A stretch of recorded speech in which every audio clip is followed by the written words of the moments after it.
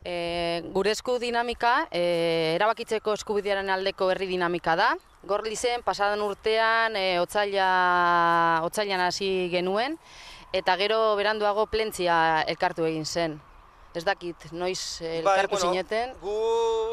Nik entzuna nukan aurretik, ez dakit ikainan edo fiko egin zan aurkezpen bat, da entzuna nukan, da zeuzeren jakinan banengoen, baina claro, pentsatzen, hemen Plentzin batan bat edo mugidu barko da, edo zeuzerre sortuko da, eta sortzen denean, nengo gara gure garautxo hori pinteko, ezta? Eta, begire eta zen duen ezer ikusten, hemen ez da zer mugiduten, eta alako baten, ikusi gendun, Gorlizen hasi izan dinamika hau, batez, Gorlizen lehen da bizi, eta behin agertu zirenan Lizako plazan, Gorlizekoak pine horien bai bat, eta hasi ziren atxikinduek jasoten, eta jota pentsan gendun, mekatxila mar, heldu da honak, heldu da.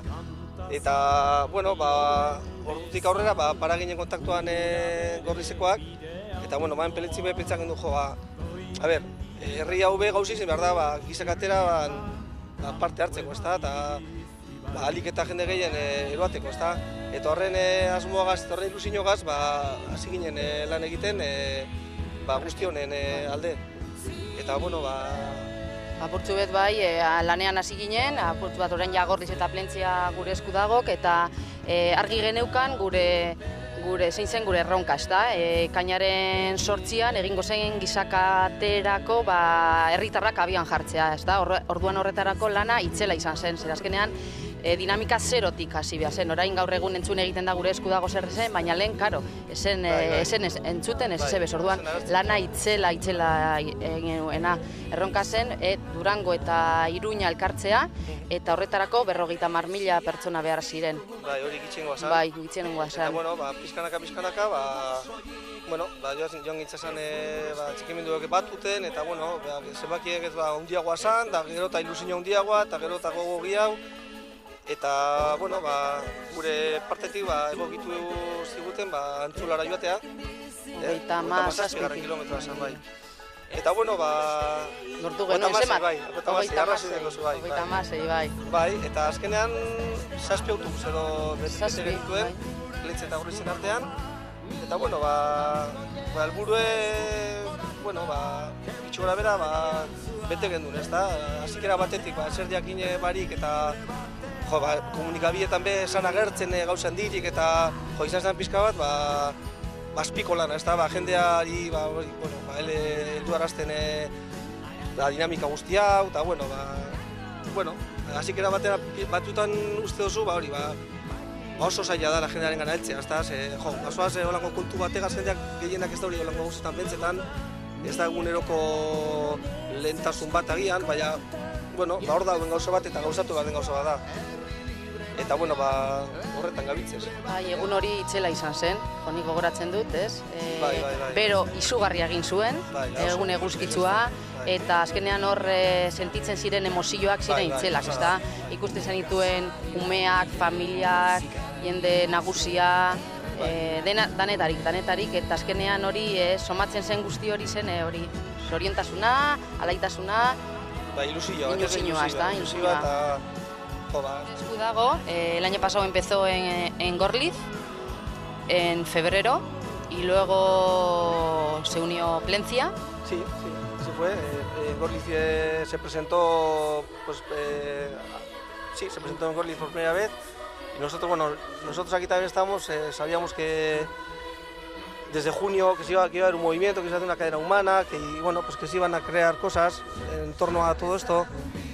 Pero yo aquí desde Plentzia veía que aquí no se movía nada, no había absolutamente nada, no llegaba noticias, no veías que nadie se moviera por el pueblo para intentar impulsar esto. Y vimos que en Gorliz habían empezado ya con toda esta dinámica, se presentó allí y contactamos con el grupo de Gorliz y nos juntamos con ellos para impulsar en los dos pueblos toda esta dinámica que luego el año pasado finalizó creándose una cadena humana entre Durango y Pamplona, Iruña. Se necesitaban 50.000 personas, que al final fueron 150.000, ¿no? y desde Gorliz y Plencia llenamos 7 autobuses. 7 autobuses. Entonces, Pues, bueno, nosotros para cómo empezamos ¿Y cómo terminó? pues estamos muy satisfechos del trabajo que se hizo y esperamos que esto no quede aquí, que vaya más y que cada vez pues anime más gente.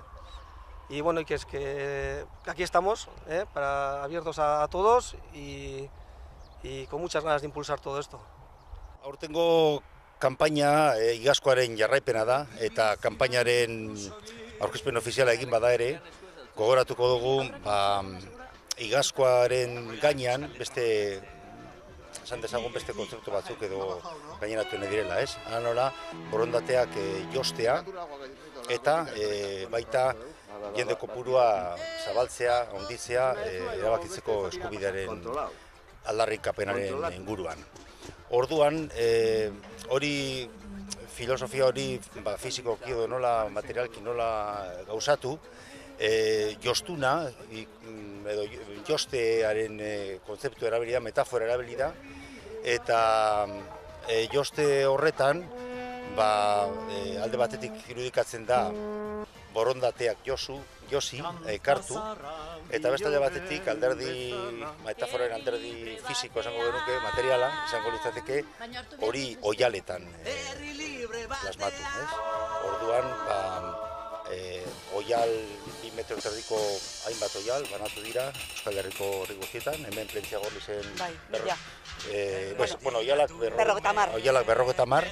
eta 50 oial horietan, Plentzitar eta Gorliztarrek jarri dute irudi bana nahi dutena adiraziz, eta gero oial horiek danak josi egingo dira gaurko egunez, ze gaur da hain zuzen ere eguntze eguna, edo joste eguna, beto esan da, hori guztiak josi egingo dira. Eta zertarako josi, ekainaren 21 Bilboko ekitaldi nagusian denak erakusteko eta beste jai bat, beste zer errebindikatibo bat egiteko. Eta hori bada alderdi, esan dezagun irudizko alderdia edo alderdi plastikoa, gero behar du, bada beste alderdi bat, pixka bat igazko kate osatzeko erabiltzen genuen askripzio edo atxikipen modukoa, ezta? Bai.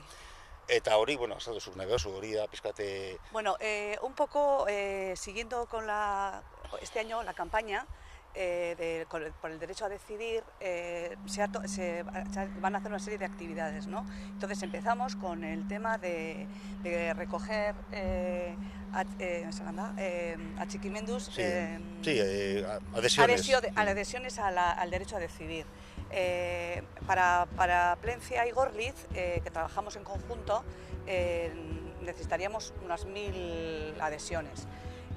Luego, aparte, cada uno que se adhiere tiene un trocito de tela donde poner lo que a él el sentimiento o lo que para él significa el derecho a decidir o lo que sintió cuando fue a hacer la cadena humana el año pasado.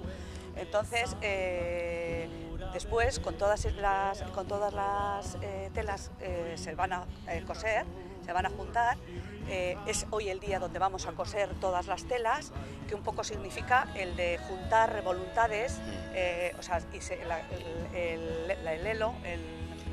lema es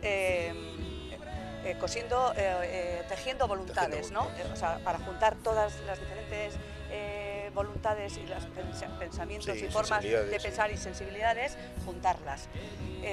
Luego, después, el día 21 de junio, en Bilbao, las diferentes provincias, se va a hacer otra actividad grande donde nos juntamos todas las personas. En Bilbao sería en San Mamés, en Donosti, el Cursal creo que es, y nosotros en Donosti creo que es en Anoeta. En Anoeta es verdad.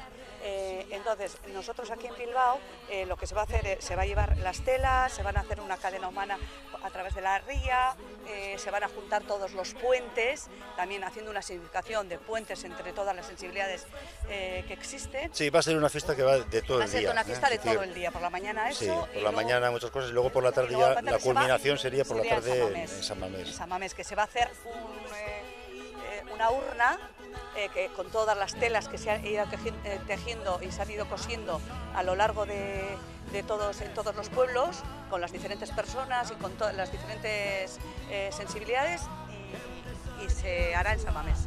Eso más o menos un poco, habrá muchas sorpresas y os animamos a todos a que vayáis a San Mamés.